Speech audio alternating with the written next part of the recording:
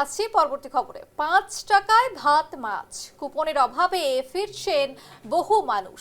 পশ্চিমবঙ্গ সরকার এবং ইংরেজবাজার পৌরসভার যৌথ উদ্যোগে পরিচালিত মালদা মেডিকেল কলেজ এবং হাসপাতাল চত্বরে থাকা মা আহার ক্যান্টিনে বৃহস্পতিবার মাত্র ৫ টাকায় ভাত মাছ এবং আলু সয়াবিনের তরকারি পরিবেশন করা হয়। হাসপাতালের রোগীর পরিজন এবং সাধারণ মানুষের জন্য এই পরিষেবা বিশেষভাবে সহায়ক হয়ে উঠেছে।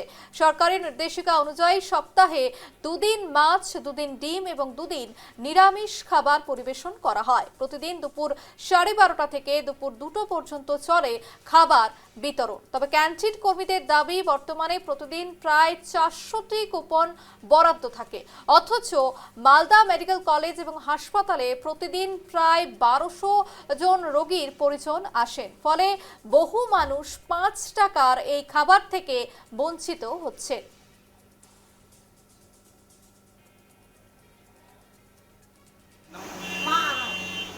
এখানে কি পরিষেবা মিলে? পরিষেবা এখানে আমরা এখন এই সরকার এসে 2 দিন মাছ, 2 দিন ডিম আর 2 দিন নিরামিষ করতে বলেছে, সেটাই ওইটাই করছি। আজকে কি খাওয়াচ্ছেন? এখন আজকে মাছ ভাত খাওয়াচ্ছি। ক টাকার বিনিময়ে? হ্যাঁ, ক টাকায়? দিলাম কেন?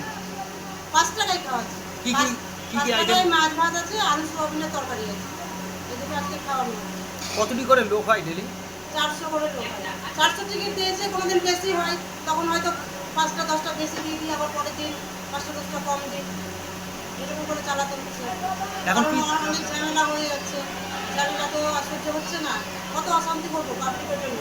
কেন ঝামেলাটা কি নিয়ে লাগছে? ঝামেলা লাগছে কারণ আমাদের এখানে ম্যাক্সিমাম 1000-1200 পেশেন্ট ভর্তি হয়। 400 টিকিট দিয়েছে, কি করে আমরা মেনটেন করবো? আমরা মেনটেন করতে পারছি না। এগুলোর জন্য অনেক সময় ঝামেলা হয়ে যায়।